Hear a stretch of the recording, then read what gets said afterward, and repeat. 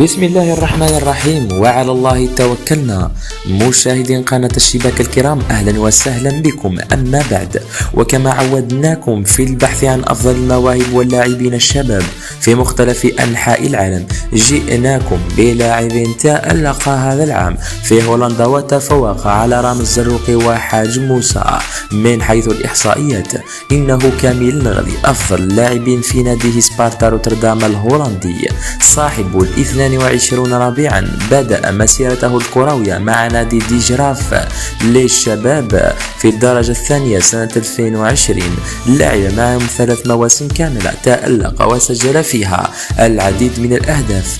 تم استدعاؤه مع منتخب الجزائر تحت 23 عاما خلال دورة موريس ريفيليو بفرنسا في صيف 2022. خلال تلك الدورة لعب أساسيا وقدم أداء جيدا، لعب أساسيا أيضا ضد منتخب كولومبيا حتى وصل عام 2023. جاءه عرض من سبارتا روتردام ووقع معه عقدا حتى نهاية 2026.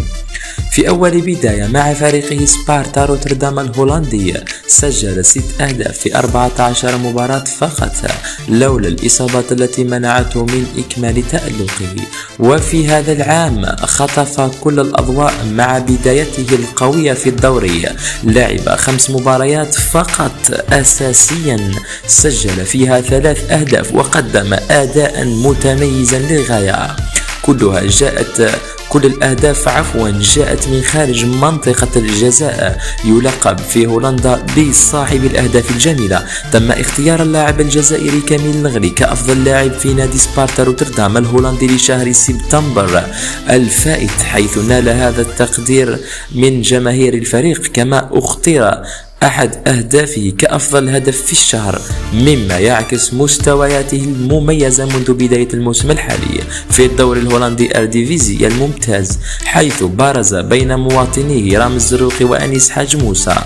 ننتظر منه المزيد من التألق، ولما لا نراه مع المنتخب الأول تحت قيادة بيتكوفيتش، خاصة وأن الجهة اليمنى تشهد تذبذب في الأداء مع تراجع رياض محرز.